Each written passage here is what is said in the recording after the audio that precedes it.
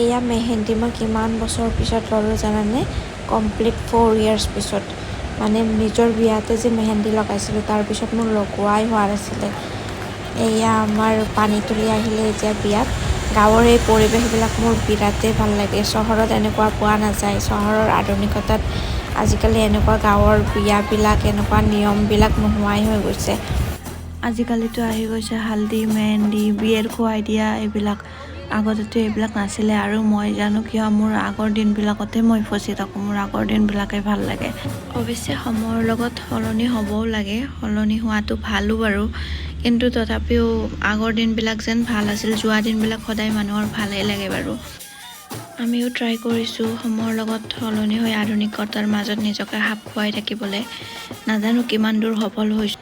কিন্তু মনটোৱে তথাপি বাৰে বাৰে আগৰ সেই দিনবিলাকেই বিচাৰে।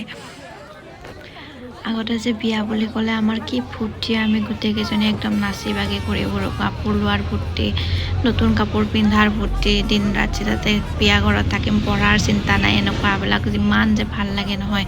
এতিয়া কিন্তু বিয়া বুলি ক'লে অকণমান ইম'চনেল হৈ পৰোঁ। আমাৰ যে বিয়াৰ পিছতে কিমান চেঞ্জ হৈ যায়, লাইফটো কমপ্লিটলি চেঞ্জ হৈ যায়।